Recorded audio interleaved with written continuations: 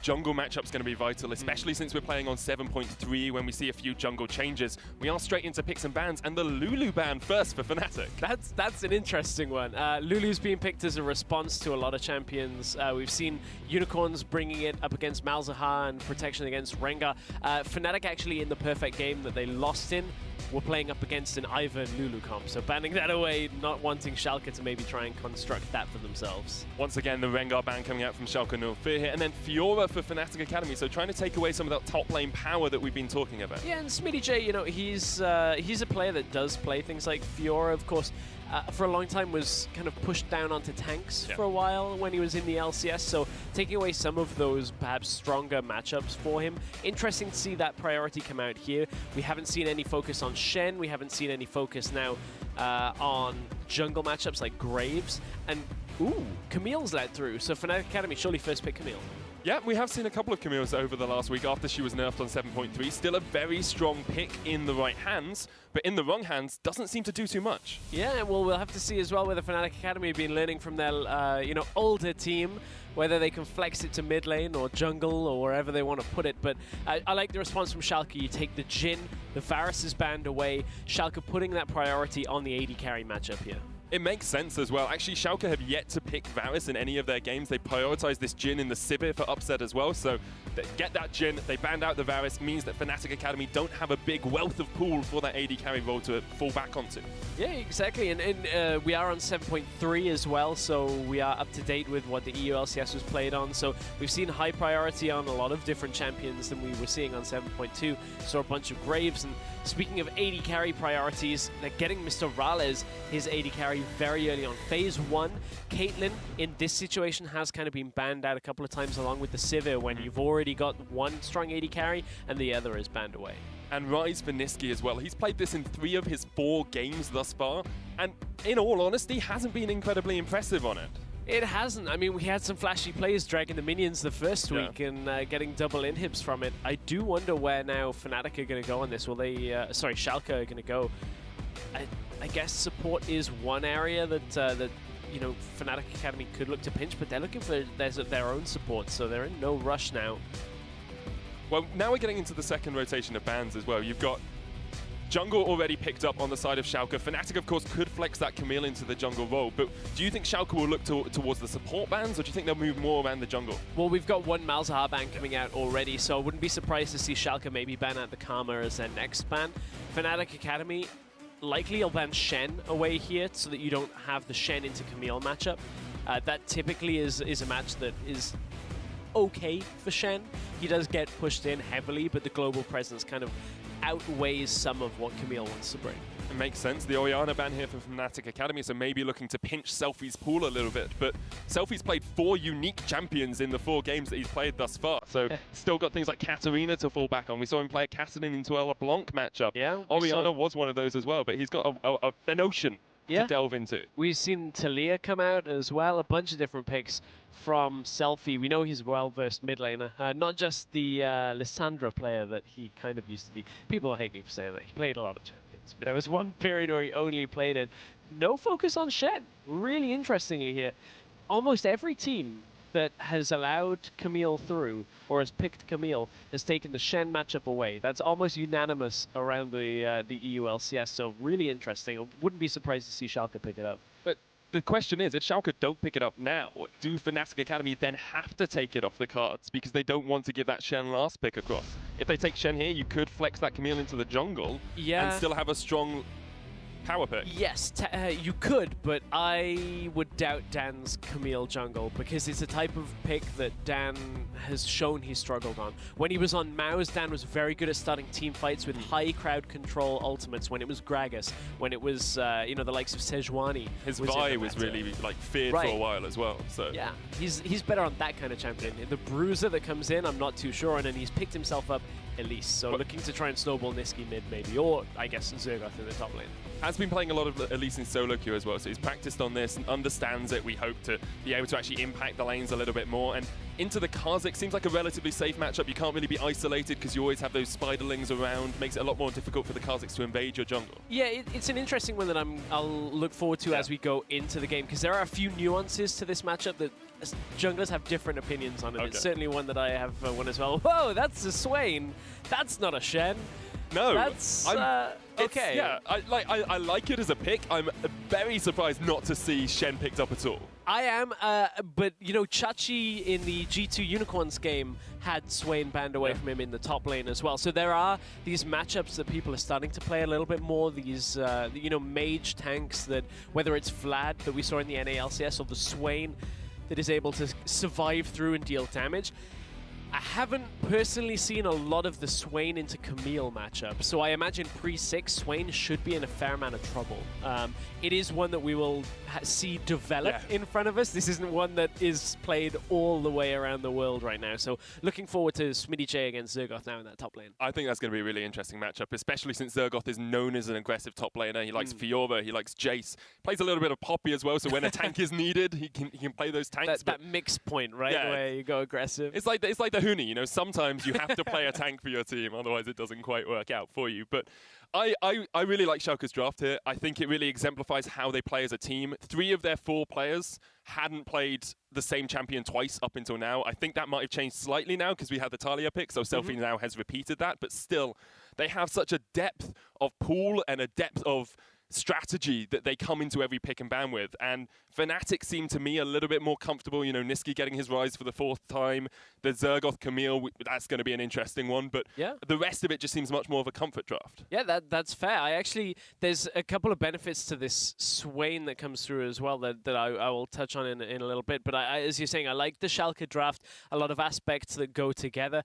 For Fnatic, the tendency or the opportunity to snowball this Camille by at least going top, maybe very early, like, you know, if Dan wants to go super early, get that top lane pick off, that very much could set the game up for Fnatic Academy. So they're relying on that because Caitlyn later on into the game is not going to be quite as strong in the mid game at least, and they'll need that later into the game for Mr. Alice to carry. There seems to be quite a lot of later for them as well. We are on to the Summoners with Fnatic Academy up against Schalke 04 for our first game of week 3 here in the European Challenger Series. Make sure you tweet at us with the hashtag FNA win or hashtag S04 win and hashtag EUCS as well to round that one out.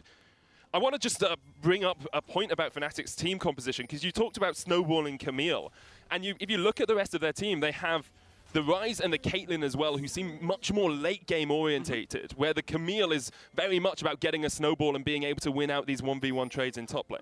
Yeah, and that's the thing, is you're relying on the Elise and the Camille to guide you through those weaker points for Ryze and Caitlyn. So that's what they're going to kind of have to focus on for a while. Fnatic are going to try and get an early kill by grouping.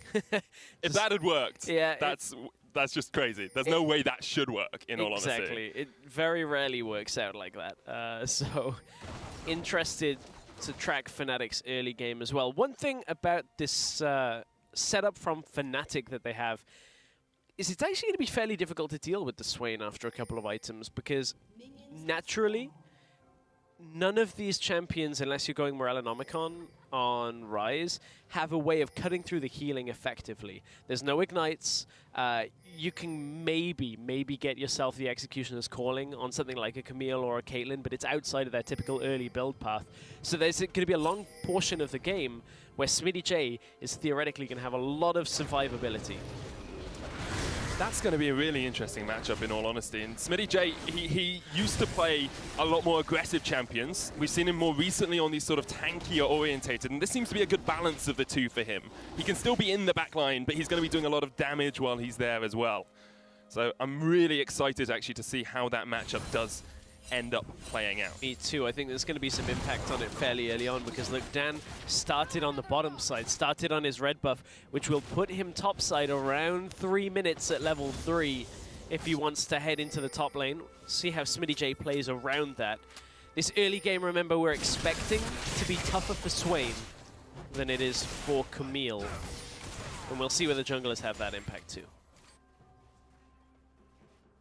Fnatic Academy have to step up today, and I think it's their experienced members who have to step up as well. When you have 2 relatively new players, you know, you've got Dan, who's played with them for a week, you've got Zergoth, who's always been around but probably hasn't played that much or scrimmed that much with the team. You look towards your experienced heads. You look towards Mr. Rales, you look towards Niski, and you say, Are they going to be able to impact the game in the way they need to? Dan is looking up towards this top lane, though. It's the two substitute trying to combine. Smitty J maybe a slightly overextended. Flashes straight away. Cocoon comes down. Caught out. Smitty dying so quickly. First blood's going to come down for Fnatic Academy, and Zergoff gets the kill. A bit of an early flash coming through from Smitty J. Flashed before the Cocoon had been fired because he was trying to dodge the hook shot, dodge any crowd control that came from it, and it just causes him to die in lane. Smitty J, that's going to be horrible. When he TPs back in now, that can be a repeat gank very easily. Dan nor Zergoff had to use their flash in that engage, so they can do the same thing again. And look at how Zergoff is kind of allowing the wave to pull in towards him, bring this Swain further out in the lane and try and punish him now for not having a summoner spell. And the question then remains for Schalke, how do you react to this? They're getting some early vision, getting some aggressive vision into this red side jungle. Lulex is trying to counter jungle a little bit as well. Dan is on the bottom side, so they're all in the sort of same cluster on this bottom quadrant. But is Lulex going to look up towards top lane? Is he going to try and help Smitty J, or is Smitty now, he's just going to be left? He has to play safe, he has to try and farm, keep a control ward in that river, and just try and keep himself alive. It's fairly difficult to save a losing lane like this now, because Smitty J theoretically isn't going to be in too many situations for the next few minutes that they can actually punish Zergoff. I think that would be a big misplay by Zergoff, and the fact that Camille just has so much mobility as it is. The hook shot will get him out of most situations if he is at all pushing. Speaking of pushing, Niski gets a bit of a shove on from Selfie in this mid lane. And he's going to trade back into it, but quite low on mana already. Hasn't got that tier yet, so won't be stacking that up at all at the moment. And Selfie's doing a good job of just continually harassing him. I think mid lane is also a point for Fnatic that Niski really needs to step up. The Cocoon not quite landing. Selfie positioning himself well, getting up towards the top side. Does have the cleanse as well. And this is where I want to revisit some of the jungle matchup discussion that we were having. The Elise into the Kha'Zix. A lot of junglers have said that they don't actually like Elise into Kha'Zix, but I think it's actually heavily dependent on the mid lane. If you have a pushing mid laner, Elise gets a lot of freedom on the map. You get river control with wards, and that's the point at which Kha'Zix is forced to face check into you. That Cocoon lands, you get the bite, you get the damage, Kha'Zix has to back away. However, this is a Kha'Zix with Attilia that's pushing the mid lane. The early game is in Lulex's favor when you look at the positioning. That's one of the reasons why they got into the bot side jungle and got the wards down. So this time, Dan has a bit of a tougher matchup for himself here. And it certainly isn't going to get any easier with some of that vision control, but it was cleared out. Starting to see the first rotation of items come out here as well. You know, it's a slight lead for Fnatic, but I want to bring attention to Schalke. Upset especially has gone Swifty Boots before getting, you know, a second longsword or anything else. Really prioritizing having that ability to roam around the map. And there's a couple of reasons you do this. A lot of players have started going Boots first, rather than Adorans, rather than a longsword. So obviously, this is kind of the next iteration of that. It was to do with sustain initially. The other thing Swiftness Boots will allow Upset and Vander to do is maintain the push, at least the push back against Caitlyn. Caitlyn normally pushes very quickly in the bottom lane. If you can recall, get back into lane a little bit faster and get there to deny her tower push, you can actually stall out on Fnatic Academy making an attempt on the bottom lane. It comes back to the river control you were talking about as well. If your mid lane's pushing up, if you have quick mobility from your bottom lane, you can get more wards in the river, you can control that bottom side of the map. And at this point, it's actually not bot side they're going for. It's because Schalke now are going to utilize some of this for the top side push. They want to try and compensate for their Swain getting down early on. Smitty J is now past level 6, so has a little bit more of that survivability, and Zergoff has been playing with a lot of respect over the last few minutes. Hexdrinker first rather than the Sheen, and now he's got a lot of people closing in on him. Upset's only level 5, so it won't be a curtain call dive setup. We can see the answer from Fnatic Academy. They're trying to bring everyone up. They do have the Realm Warp, so they can try and get underneath this tower. However, need to be careful. Zergoff is so cautious here. It's very smart play by him to step back, understand that Selfie can get there quicker than the rest of his team. He doesn't want to be cut off with that Weaver's Wall. So rare that you see a team all in on the defensive side of this tower push here. This was Schalke trying to assist the Swain, trying to get out of a pushing lane on the bot side because they didn't want to be up against that Caitlyn as she reached the tower. I wonder whether it was a little bit of a misfire by Fnatic in a sense. Yes, they defend up here, but they had a big wave stacking in the bot lane. And I wonder whether they could have defended this and pushed the tower, or at least just taken the tower plus dragon trade and maybe got it first. I know Schalke were first on the play, but you can't underestimate Caitlyn's push potential. Dan was on bottom side of the map as well, so he could have gone and assisted. You've got Realm Warp if you want to bring your Rise across. There is an argument for that. I want to talk about Schalke's adaptability there, though, because it's quite easy to say, look, the Swain's dead, we might as well leave that matchup. What Schalke do is they say, no, we can change the game, we can change the way we play this by bringing our 2 people up top lane and delaying any chance Zergoth has to actually get that Camille snowballing. Yeah, it is a bit of a strange setup. We've ended up in a delayed lane swap, like up to the top side. Duo top is something we haven't seen in a while. Very rare teams actually defend that. Schalke not quite fast enough to push. But there is a lot of top control from the wards in the jungle from Schalke. You can see Dan has been spotted out. Thank you, observers, for the toggle on that. So we can see that whole top side is lit up. That allows SmittyJ to push out in the bottom lane now that he's past level 6, has his ultimate, has that survivability. Talking about vision control, though, Vander, on average, has the quickest sightstone of any support in EU Challenger Series, and Cly has the slowest. We already see a sightstone finished on Vander. There's no sightstone on Cly, which makes it a lot more difficult for them to actually control the map and be able to play this rotational game that Schalke are forcing them into. Yeah, exactly, and that's where that vision control does have that prowess. And you can see Fnatic Academy, though, want to continue this move up onto the top side. There's no assistance because they saw Lulek's bottom as well. Ace in the hole is available, but Vander would block that if it did come out, so it's no kill pressure right now. He does still have the thick skin as well, so he can just try and use that shielding. It's a tough position for Schalke because they are at the moment just getting outlaned. If you look at the CS disadvantage, they're about 12 behind. Dan's here as well, so it's a 3v2. Selfie and Lulek's prioritizing getting that blue buff instead. The tower's still not quite down, but Fnatic Academy are slowly wearing this one down. Yeah, they are, and Vander and Upset are trying to defend. Meanwhile, on the bottom side, you can see SmittyJ is just pushing out on this Swain. Thought it was going to be Shen. Was not Shen. It's Swain, and now that he is able to, clear the wave very quickly, Camille has a lot of difficulty pushing out in this lane. You can't burn through his health very quickly. He will get so much of it back, and if you try and all in with the ultimatum, I feel like the never move is just kind of well placed within the ultimatum, right? Although, yes, Camille probably isn't going to die from it, you're going to take an awkward trade at the same time. Alongside that, Ravenous block, you're stuck in there with someone else. If people are grouping around you, the Ravenous block can go outside the Hextech ultimatum, even if you can't. So it's a smart pick and actually shows the adaptability we were talking about in pick and ban coming out from Schalke. I was going to say, is SmittyJ playing Swain or Rorschach from Watchmen in that one if Zergoth jumps in? I'm not locked in here with you. You're locked in here with me. I can't do the voice. That was something. Oh, is that too much for you today? No, I just wasn't expecting the impersonation, I'll be honest.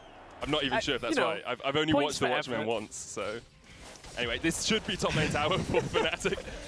Mr. Rollers and Dan getting harassed down, but they respect the fact that Lulex and Selfie are coming up and back away straight away. This is smart from Fnatic. They're not overstepping, they're being patient. They think, our bottom lane tower is not likely to go down. We have the push advantage in top lane, so we're not likely to lose top. We can play this slightly slower and still take the tower. And considering this is Fnatic with a new jungler, now Schalke, gotta be careful, Dan was still here. It's a 3v3, Lulex has been exhausted and eaten up. The teleport comes down though. Dodge out by Elise. Here's Smitty, never moved. Clyde caught out. He's going to try and jump away from the fight. Mr. Morales gets the stun. SmittyJ doing a lot of work, and Fnatic are able to back away. However, they're a man down in this push, and Selfie has the Weaver's Wall, maybe trying to cut off the team. Teleport coming in by Zergoth. They know they need to respond. There's a Realm Warp available for Niski as well. He might try and come up. It's going to be a 5v5 in the top lane. Here's the wall. Here's the curtain call.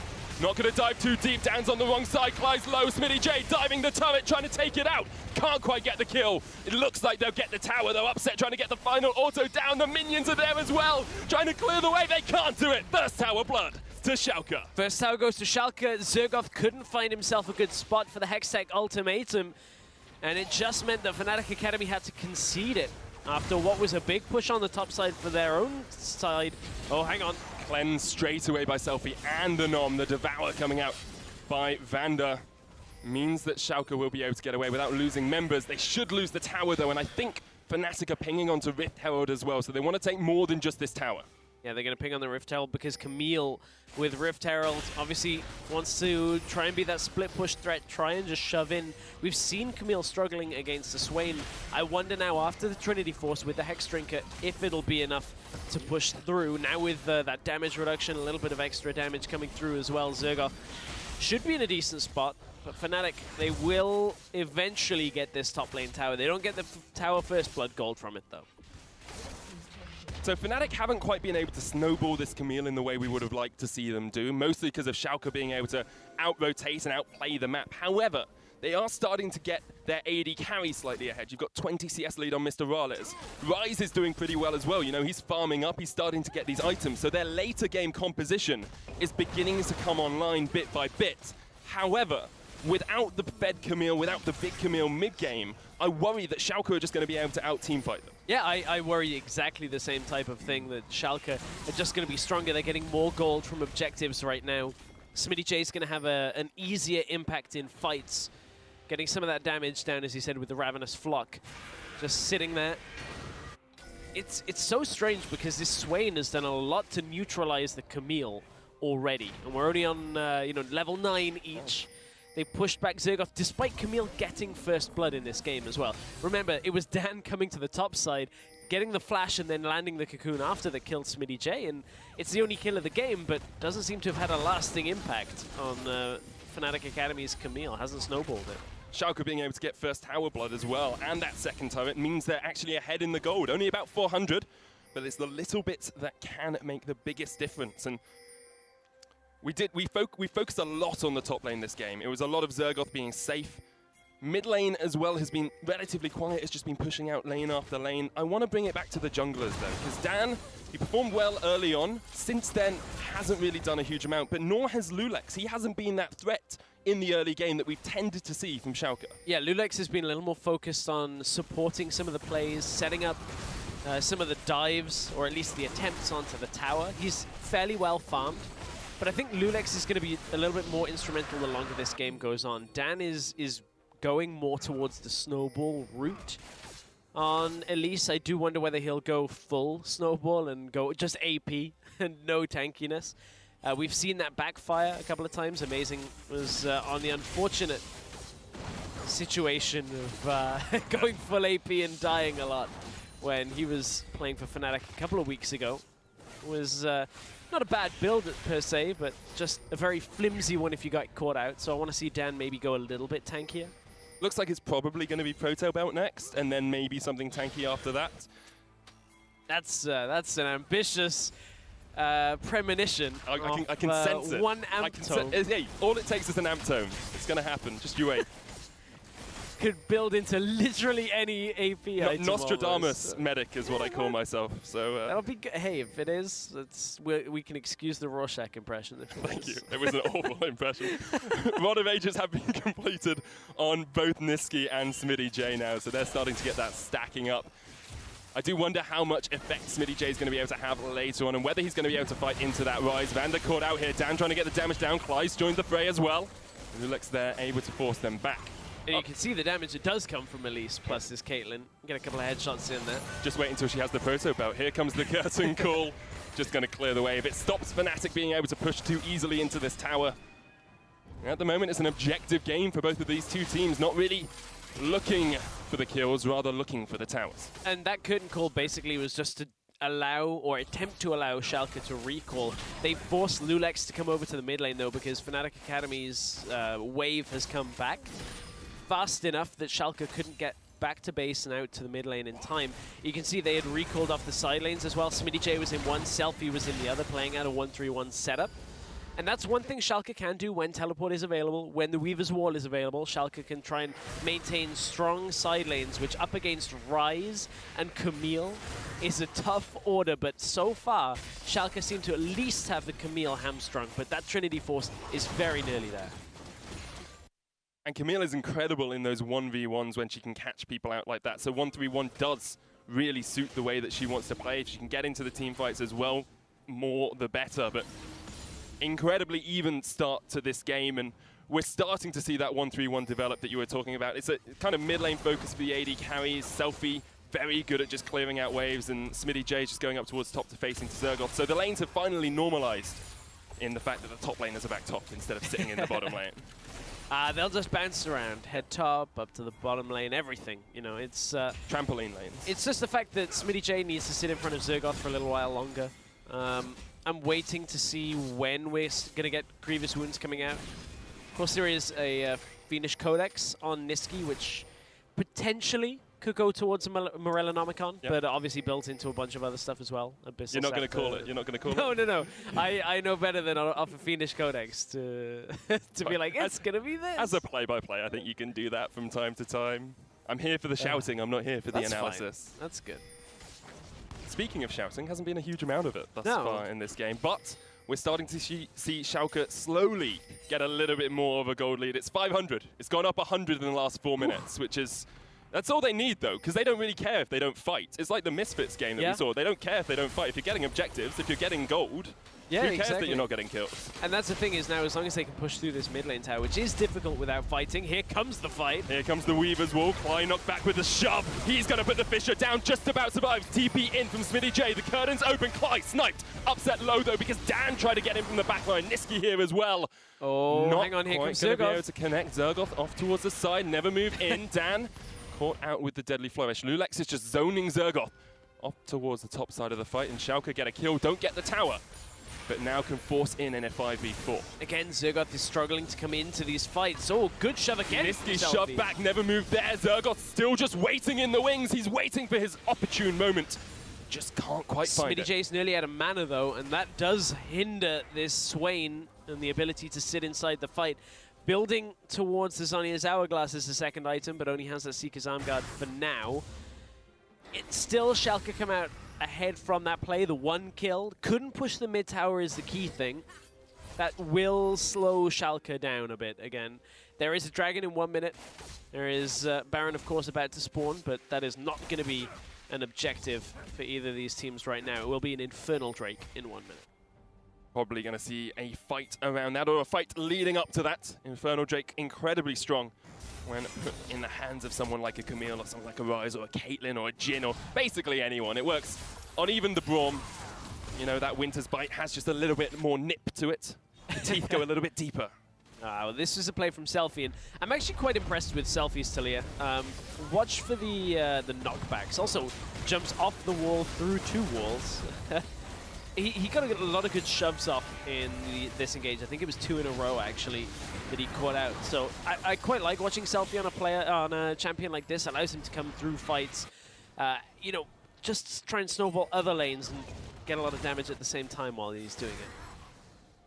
A little while ago, I was praising Fnatic Academy for having a CS lead in a couple of lanes and actually being able to get their late game scaling. Zergoth jumping in, he's going to jump into Vander. Niski and Clyde just around the corner. Here's the Weaver's Wall. That will separate the fight. Vander's low, flashes away, manages to survive, but now Selfie's on the wrong side. Dan chasing him in, the Realm Walk. Niski tries to get away, can't escape from the fangs of Lulex. Selfie dies, it's a 2-for-1 trade, a 3-for-1 trade as Lulex gets a double. A lot of that fight, everything was used on Vander early on, and Fnatic Academy continue to chase. They turn on Selfie, but inevitably 3 kills go over to Schalke as they open the fight back up. Now the mid tower falls, and what was a slow start from Schalke turns into now 3 outer towers down. They've denied a lot of the push potential and the strength in the side lanes for Fnatic Academy, and now Schalke are going to try and get themselves an Infernal Drake as well. Look at how much they take off that fight. They get 3 kills, they get a red buff, they get mid lane tower, and they get an Infernal Drake. That is a monumental swing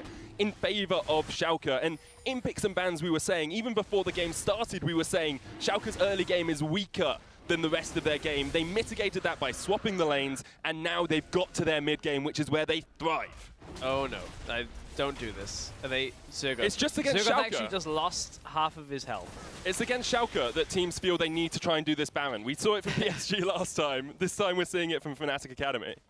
That is not the kind of Baron attempt that you want to even start thinking about. that was never going to work out. They were trying to clear some wards as well. So this was the beginning of the fight as Zergoth went aggressive. They used so much on Vander to try and start this fight, but can't actually get the damage down. Grey health, And then the ultimatum drops just in time for Vander to perfectly flash over the wall after he's been pushed up against it for the last couple of seconds. Lulex has damage, finds 2 isolated targets, Upset gets a kill for himself as well, and Fnatic Academy just played into Schalke's hands there. And it's the disruption and zone control coming out from Schalke as well. The Weaver's Wall splitting the team, Dan having to flash back over it. You've got Never Move there. Yep. You've got the Curtain Call. You've got the possibility you're going to get devoured. Lulex taken down to half HP. Niski was waiting. He did have Flash and Realm Warp, but decided he didn't want to pull the trigger. See, that's the problem if you kind of check into that Elise. Yep. If Elise lands a Cocoon, lose a lot of your health, but we're a little late in the game for that to be that influential, unless Lulex actually dies. I got some bad news. Medic. What? Premonitions. Oh, it's not. Oh, it's haunting, guys. Oh. It's okay. Good. We'll try again next time. Okay, yeah. We'll see somebody Every with an amplifying tome yeah, is bought. exactly. We have to guess what the item's going to be. Zergoth getting chased by Smitty J. It's not the early game Camille anymore. Smitty J with the Rod of Ages and the Zhonya's is starting just to chunk away at Zergoth's health. And again, so difficult right now. That Fiendish Codex, I feel a little bit more inclined to say that's an Abyssal Scepter coming next, which doesn't have Grievous Wounds. Kind of easy when he's got the Negatone Cloak and the other Outstone coming through. But again, no Grievous Wounds, no Ignite, no Morellonomicon. Nothing's going to cut through this healing of Swain for at least another item's time. And while a lot of people will say, okay, why is that such a big point? Why is that a factor? Because Smitty J is just going to be able to deny Zergoth's ability to come into the fight at almost all times. It reminds me of Singed as well, plays a very similar role. Here comes the Hexagon Ultimatum, Smitty J healing up with the Ravenous Flock. Zergoth trying to trade in the 1v1. Dan is here though, and now it's a 2v1. Smitty J realizing he's stuck between a rock and a hard place. Dan sinks the Fangs down and gets the kill. 2v1 works out for Fnatic. Here comes the Abyssal Voyage.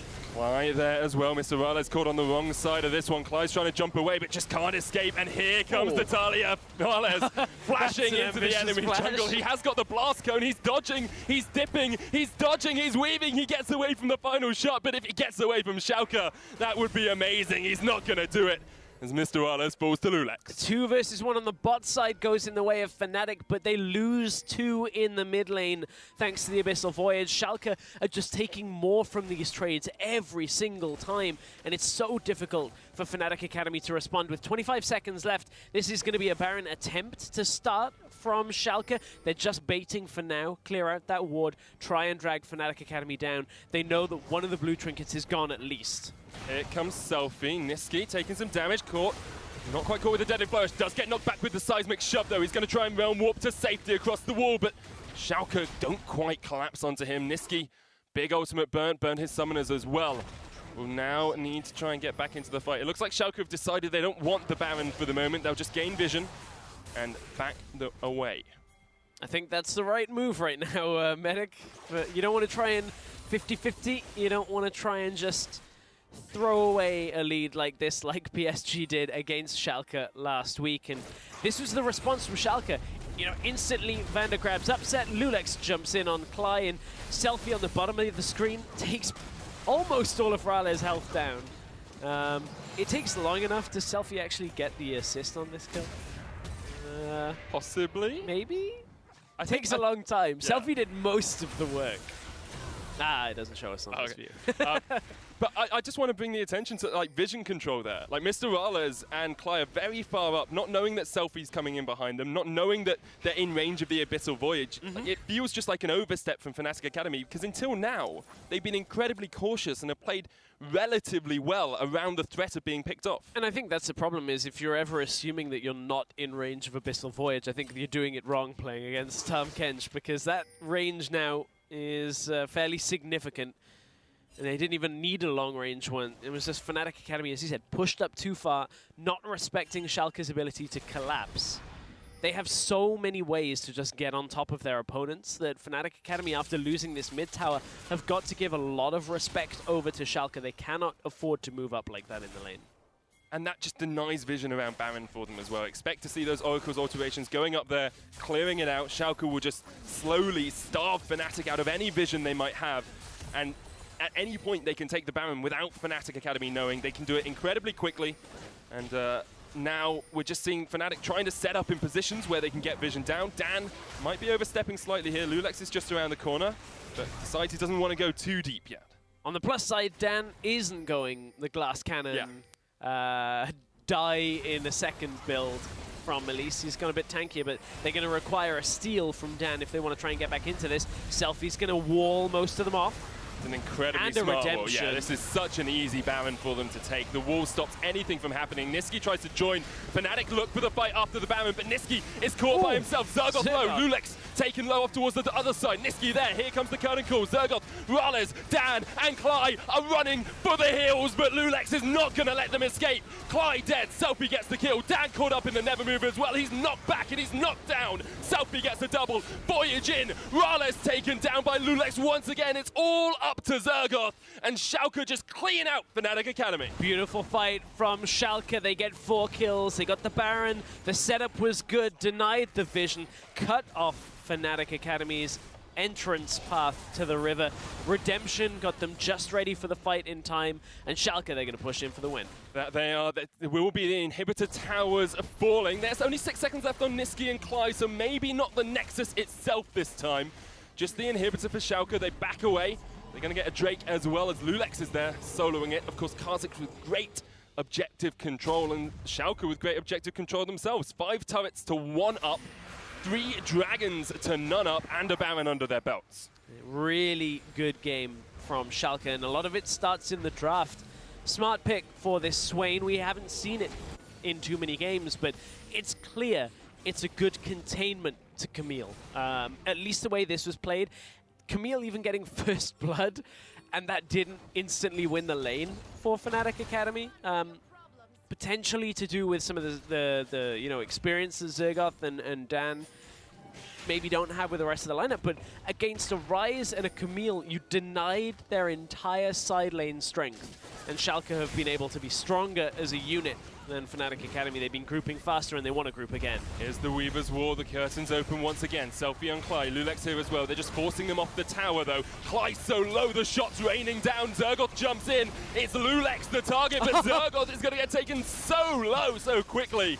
Lulex surviving for the moment. Redemption comes down as well. This will be the turret. No deaths, but they will get the tower down.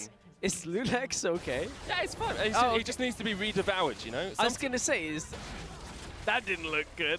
It looked a little bit odd, but sometimes, you know, if you get eaten once, it's a shock to the system. The second time wakes you up. Vander, however, going low. Here's the damage onto Dan. Teleport coming in as well. They're looking for their second inhibitor. Selfie takes an overload to the face as well, but this is Fnatic just having to retreat. They back away. They realize they cannot fight Schalke today. Can't fight. Schalke are going to push through onto the inhibitor. They've already got minions coming through the base. You can see top Nexus tower. Zergoth gets caught out. He's just melted by Selfie, and now perhaps Schalke will look for the win instead. It was only an inhibitor a moment ago, but these turrets are starting to fall. Upset, raining pain down onto them. That's the first Nexus tower going down. They're looking for the second. Smicky J just tanking it up. And Fnatic are just hiding behind their Nexus. They cannot fight against this Schalke lineup. Selfie knocks it away. Another devour by Vander to keep him alive. This will be the Nexus, and this will be Schalke going 1-0 up over Fnatic Academy. Yep, Schalke with a fairly clean, quick-ish game against Fnatic Academy. Looking fairly controlled, looking good. Definitely in control, and I want to just look at that gold lead, because at 19 minutes we were saying, oh, it's not that much, you know, it's 400, it's 500 here or there. At 31 minutes, it was 12,000. That is an exponential increase from them. That was a massive, massive change around, and it all started from a couple of those plays in the mid lane. It really blew apart from the 2v1 in the bot side, and then the Abyssal Voyage in mid. From that, you know, Fnatic Academy just didn't look like they could keep up. The Camille. I didn't feel like it really had much strength in this game. Like getting first blood and then not being able to snowball against Swain is kind of difficult. But you just couldn't find targets to Hextech Ultimatum in the fights. And when he does get one, Lulex gets devoured. And that weird interaction at the end. Maybe a bug on the bug. A bug on the bug. It's better than a Krug on the bug. Let's remember that from yesterday. Our production team are mean. But I do want to come back to that Camille, because it is 7.3, so she has been nerfed. Yeah. What Schalke did was verging on genius in the way that they played that early game, because they rotated around it and they said, look, we're not going to give you that 1v1 lane against the Camille. Yeah, they put the pressure back on the Camille with that lane swap. I do wonder whether this is why we were seeing the Swain banned against like Vizicachi in the first series of this week for the EU LCS. There's a lot of questions we still have on the Swain. I'm sure that over time we'll see that elaborate, but at least in Challenger, Schalke the first team to bring that out in the top lane. So I liked it. I thought it was actually a really good containment strategy. Maybe a ban we'll see coming up. Maybe the Shen will actually get picked in one of the games. But we're going to take a quick break. When we return, we'll have game 2 between Schalke and Fnatic Academy. Now Selfie's on the wrong side. Dan chasing him in. The Realm Warp. Nisqy tries to get away. Can't escape from the fangs of Lulex. Selfie dies. It's a 2-for-1 trade. A 3-for-1 trade as Lulex gets a double. Nisqy is caught by himself. Zergoth low. Lulex taken low off towards the other side. Nisqy there. Here comes the curtain call. Zergoth, Rollers, Dan, and Cly are running for the hills, but Lulex is not going to let them escape. Cly dead. Selfie gets the kill. Dan caught up in the Never Mover as well. He's knocked back and he's knocked down. Selfie gets the double. Voyage in. Rollers taken down by Lulex once again. It's all up to Zergoth, and Schalke just clean out Fnatic Academy. Fnatic are just hiding behind their Nexus. They cannot fight against this Schalke lineup. Selfie knocks it away. Another devour by Vanta to keep him alive. This will be the Nexus, and this will be Schalke going 1-0 up over Fnatic Academy. Yep.